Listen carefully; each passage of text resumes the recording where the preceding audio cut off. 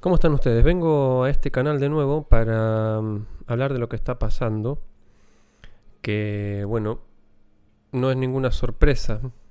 Supongo que se acordarán de un avión que se cayó en Ucrania hace poquitos años, en el que murieron 200 personas, de una protesta del año 2014, en el que murieron 100 personas acribilladas por la policía.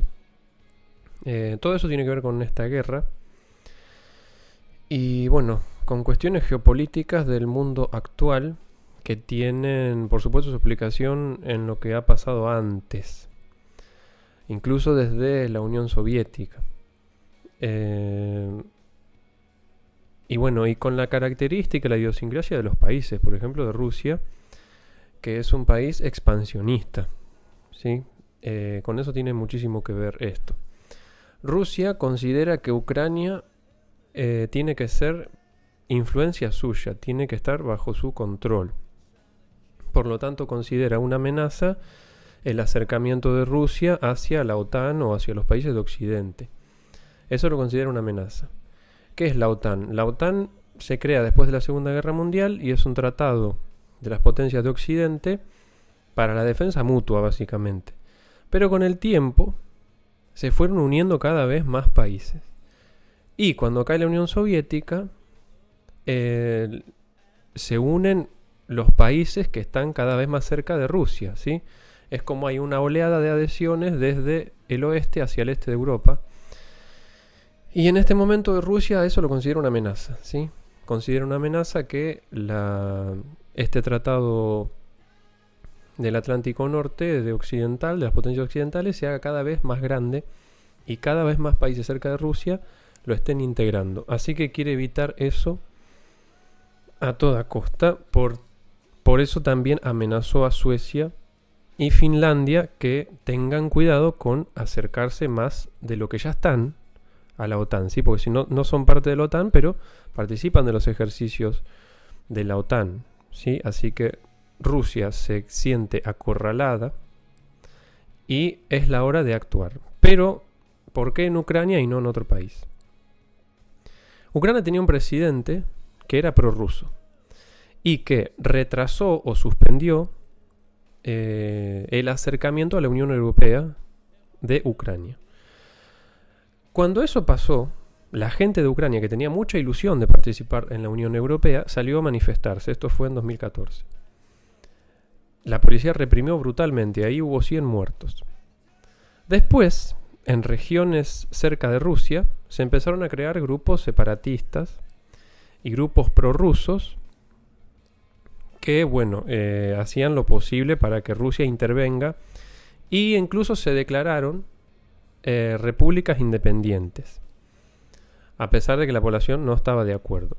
Después Rusia también, como ayuda, como parte de demostración de su ambición y de querer absorber a Ucrania porque la considera parte de su cultura y de su zona de influencia, ocupa la zona de la península de Crimea. Se supone que se hace un referéndum, ¿sí? Se consulta a la gente sobre qué opina como esto y se supone que la gente está de acuerdo ampliamente con que Rusia esté ocupando ese lugar de Ucrania, la península de Crimea, digo. Pero se sospecha de que eso fue fraudulento, ¿sí? De que no se puede considerar. Incluso no se consideró por las potencias occidentales como válido y se sancionó a Rusia por estar ocupando Crimea, que lo ocupa hasta hoy en día. Bueno, la zona del Donbass, que es la mencionada ahora, que está al este de Ucrania, se declaró independiente, ¿sí? Repúblicas independientes, y piden la intervención de Rusia. Entonces, por eso es que Putin también está invadiendo Ucrania, ¿sí? Porque se supone que está salvando a la población ucraniana de un régimen neonazi y de un presidente drogadicto, como él le llamó. Por eso es que alienta a un golpe de Estado. Él les dice a los militares ucranianos: hagan un golpe de Estado, que va a ser mejor negociar con ustedes que con un drogadicto y un neonazi. Además, Putin considera que Ucrania es un estado tapón creado por Occidente después de la caída de la Unión Soviética. Eso es lo que considera él. Así que por eso está haciendo esto ahora. También hay razones económicas y de importación y exportación, depende de dónde estén parados ustedes pensando, si en Ucrania o en Europa, de energía, ¿sí? La mitad de la energía de Europa proviene de Rusia. Entonces, ahí... Y en Ucrania es importantísimo porque en Ucrania está lleno de recursos. Así que es importantísimo controlar esto también. En definitiva, Putin considera que Ucrania debe pertenecer o debe estar bajo influencia rusa, con un gobierno títere, porque la gente de ahí así lo quiere, porque hay grupos separatistas que se quieren declarar independientes, que son prorrusos. Eso es lo que Putin dice. Después está la perspectiva de las potencias occidentales, que ven esto como una invasión a un país que estaba cercano a ser parte de la Unión Europea y de la OTAN, y toman esto como una amenaza imperialista de Rusia que se supone que quiere volver a ser la Unión Soviética, ¿sí? Y es algo así como lo dijo Putin, que dijo: estas repúblicas no deberían haberse independizado de la Unión Soviética. Así que como ven acá hay resabios históricos que son muy importantes. ¿Qué va a pasar? No sé, porque no se sabe qué puede pasar. Pueden pasar muchas cosas. La guerra es una cuestión de día a día. La estrategia de las potencias occidentales, algunos dicen qué tibias son las potencias. Las potencias no pueden declarar la guerra inmediatamente porque se va a armar una de que después no hay vuelta atrás. Entonces, lo que se trata de hacer es ir de a poco con las sanciones. Te sanciono de acá, te sanciono de allá. Tratan ahora de congelar las transacciones de los bancos europeos, de los bancos rusos en Europa, por ejemplo. No de todos, pero sí de algunos. ¿Por qué hacen eso a cuentagotas? Porque tratan de ir desgastando de a poco, como una tortura económica, digamos. No sacar toda la carne al asador de una, porque Putin va a decir, bueno, hacen eso, no me importa, hago la guerra. Entonces tratan de ir estresando la situación, de cargando cada vez más con ayudas a Ucrania y con sanciones económicas, para que se prolongue en el tiempo la respuesta y no sea todo de una, que salga mal y que Putin avance sobre los demás países a los que está amenazando, ¿sí? Esa es la estrategia que toma ahora Occidente.